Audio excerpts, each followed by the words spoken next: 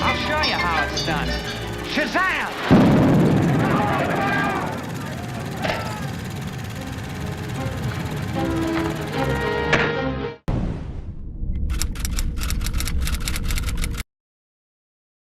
Hey guys, how you doing? Welcome back to our channel here at Underdeveloped. Tyrell and Nick here, and today we are reviewing another movie, and this movie is Black Bag. I can't tell you the amount of times I've seen TV spots on television and ads on Instagram and YouTube saying that this is like the greatest spy thriller of the decade so far, and one of the best and the first really great movie of the year. So I'm like, okay, great, and the reviews seem to be very high. So I was like, yeah, hell yeah, I'm gonna give this a try. You know, like I like the cast. Cast seems pretty strong, directed by Steven Soderbergh, of course. Black Bag is a spy thriller about this conspiracy that slowly gets unraveled through the movie. We're first introduced in a scene with Gustaf Skarsgård giving Michael Fassbender's character some information about 4 agents who might potentially be a double agent who might have stolen something from the agency, but of course at the end he says there's also a 5th one. We are also suspecting of your wife because she has opportunity and apparently motive, and so just keep an eye out for that. So Pierce Brosnan arranges these 4 people to join him and his wife for dinner at his home, where he basically just spend that time just exploring the dynamics of these 2 couples, and some infidelity gets introduced there, and things get it's kind of awkward in a funny way. It's a pretty amusing scene, but that quickly we understand and that Michael Fassbender is looking for clues among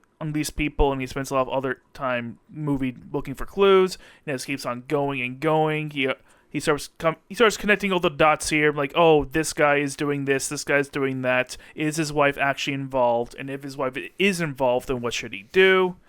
But as the movie progresses, then we understand that it's not 1 plot, but 2 plots that are actually happening,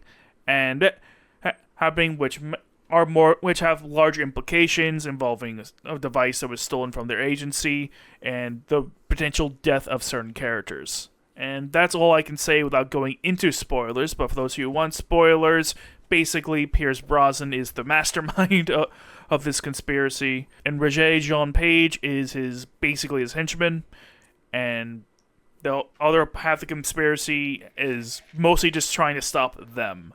And him and his wife are never actually involved, just tools to be used to make things happen.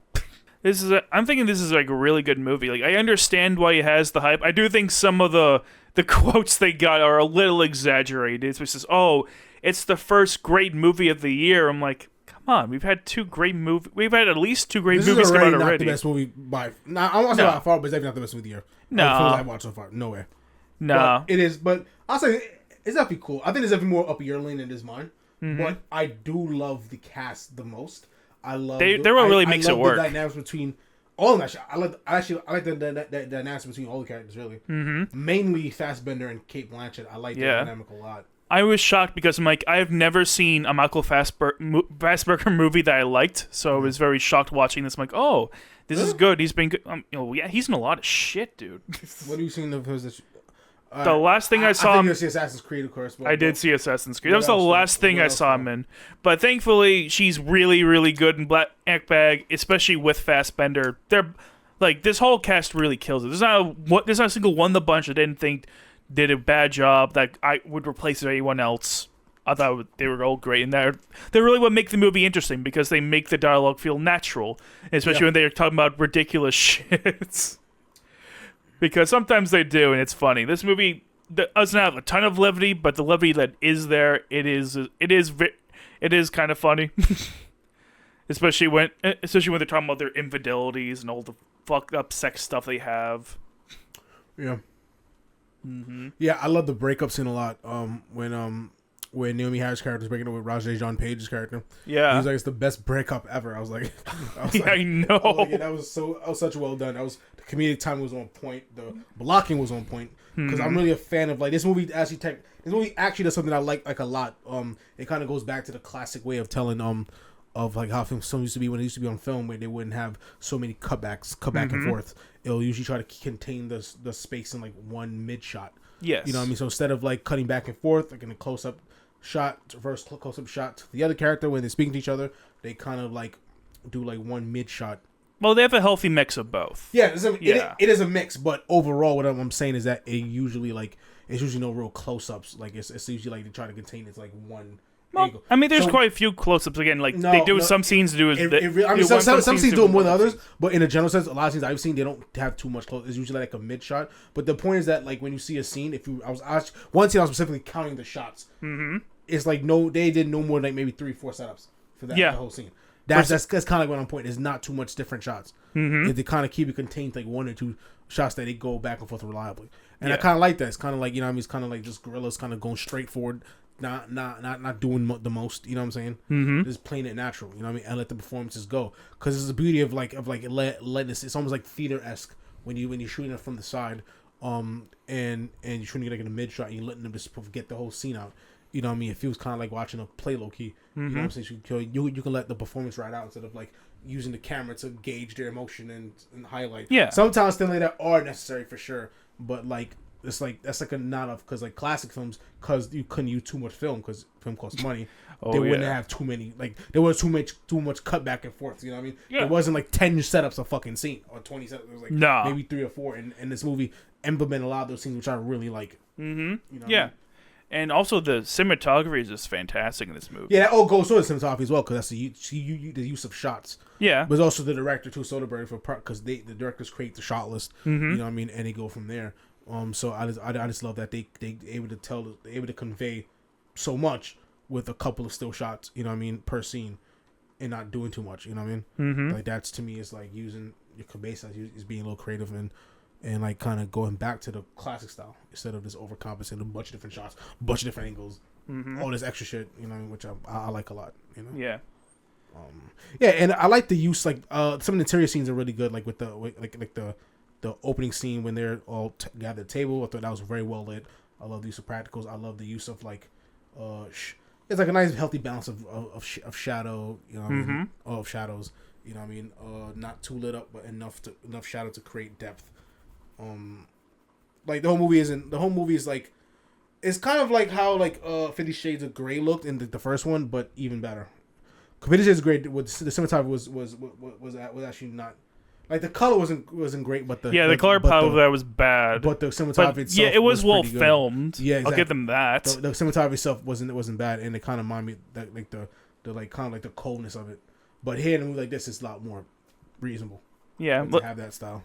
Yeah, it is because even then, this movie does have some pretty warm setups. Because again, as I said when I talk about the end, like when the Valley scene, I mean, like any scene with like them together, like on bed or like at the dinner table, that definitely used those they use a lot of warmer colors for that, which I thought was really a good look because it goes well with like the wood, like the very woodsy quality of the house. Yeah, you know, because it definitely is like a log house kind of style, and I think those lights really reflect well off the wood and accentuates the decor of the house pretty well. Yeah, I mean, honestly, it's just genius to do it because, like, again, like when you have the kind of lighting, it insinuates, oh, this is close and intimate, but it also has a lot of shadows in that lighting by nature because it's a lot dimmer light. Exactly. So and like this whole bunch, everyone's operating the shadows because they're all spies. Yeah, exactly. So for sure.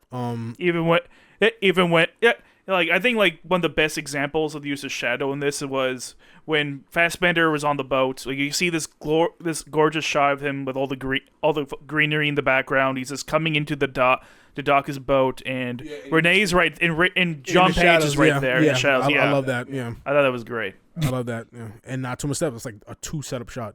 Exactly. Like they did. Like they obviously just filmed all those scenes that take place in the area in just one day. Yeah. Because of course they did. Because I've been obsessed where you spend all day just doing different shots. Like this one, these days, unless it was hard. But I guess because it's all like longer takes, they probably it's more to get.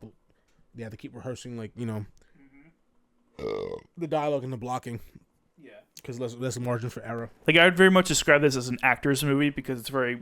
I think Soderbergh knew, hey, I have a fantastic cast here. I just let them do their thing and they'll carry the movie by themselves. I don't need to go extra of my shots. Yeah, because each individual scene characters, the performances really stood out. This is like a very, very well acted movie. You really get to feel the chemistry between each cast. You know what I mean? Mm-hmm. The dialogue is sharp. You know what I'm saying? Witty. As Nick said, it could be a little over the top. You know what I mean? but it's still done but it's still like it works though. Oh, it definitely does. It works because they feel believable. Exactly, they're making the insane feel believable. They make it's like surreal. You know what I mean? Yeah. Because who knows? They're in this kind of crazy line of work where they're talking about crazy shit. You know? Mm-hmm. So exactly. And the whole movie, though, if you go to this movie trying to look for like crazy, excellent, amazing plot, like submission possible type kind of thing, we dealing with something huge, fucking like we deal with some super adventurous, crazy thing. This is not this kind of movie at all. This is a movie definitely about deception. You know what I mean? And it's more about it's not even about spy. It's about like. It's about like marriage. It's about marriage. It's about what we do for the person you love, and it's also about this lies and keeping secrets. Yeah, it's about like actual deception, espionage, not the action adventure bullshit you see in typical spy movies. It's heavy on like that aspect of it. It's like the whole concept of keeping secrets. Yeah, and what that means for you and the people around you. Yeah. You know what I'm saying? It's more like actual spy shit, not like the fictionalized spy shit. Exactly. It's what I'm saying. So if you kind of go for some super adventure, super like high stakes, crazy fucking like, you know what I mean? Like this is not that kind of. Don't go in here expecting your James Bond. Yeah, exactly. This is a perfect example. It's not. I know Pierce Brosnan is James Bond, but he's not James Bond this one. It's not that kind of movie. It's really not. You're not gonna get some super exciting, crazy third act. No, it's not that kind of movie. Yeah, it's just not an action movie. Yeah. It's just a straightforward thrill. It's just a straightforward thriller. If you like to think, if you like to like really, if you want to get into characters and really want to really experience that, then this movie could be pretty fulfilling in that regards. Oh, definitely. But if you want some super blockbuster, awesome, crazy over the top like spy kind of thing with some huge payoff in that kind of way, this is not that kind of movie. Mm-hmm. You're not getting that here. So yeah, you also not see it. But if anything else though, if you just want to see a good movie and you want to see something that you could make you think, make you ponder things, maybe surprise you a little bit. You know what I mean? It can also make you laugh in certain regards. Something that's just a good movie to watch. Then yeah, you know what I mean. This can be for you because this movie is pretty solid. Oh, definitely. It's definitely a solid movie. Movie one that you should definitely go to the theaters to see. Again, support your local movie theaters. I will never not vouch for this. Movie theaters need you to get your ass into those seats. Absolutely. Cinema streams, baby. Cinema streams. Cinema streams, like Conan said. Let's get it. All right, so what's your score for this? My score, I'm giving it like an 88.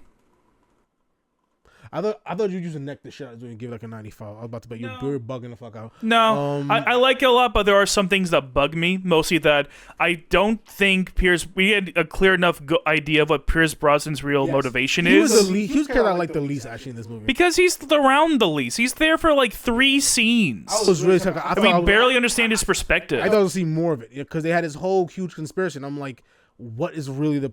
I'm left really consuming what really was the intention behind this. Yeah, was he trying to sabotage Cate Blanchett?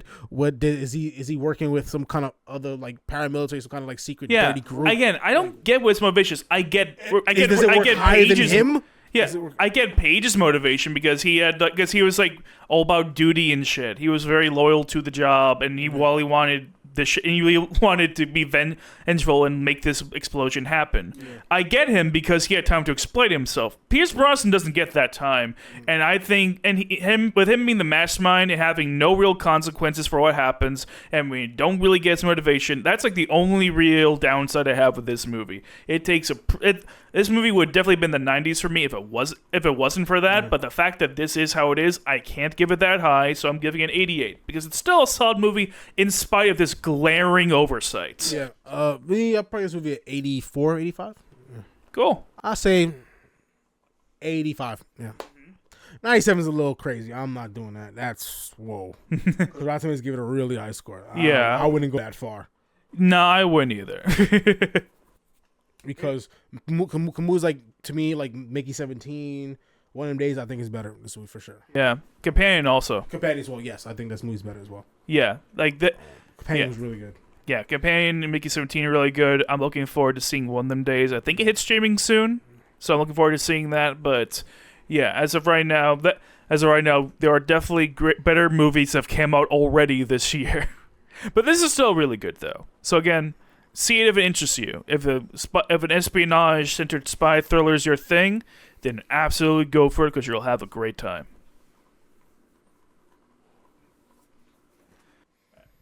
Yep. All right, guys. So if you like this reaction, if you like this review, give us a thumbs up. Hit the notification bell so you can get caught up with our other reviews and other videos that we're gonna drop soon. Also, let us also down below, and also down below, let us know what you think about this movie. Do you like it? Do you hate it? Do you agree with us? Do you not disagree with us? Do you think we could have talked about something else in it, and like maybe discuss other specific things about it that you didn't like or liked? Let us know down below. It'll help us out in the future, and also it's good to just hear your thoughts and opinions. Yeah. Yeah. So other than that, catch you guys in the next video. See you around.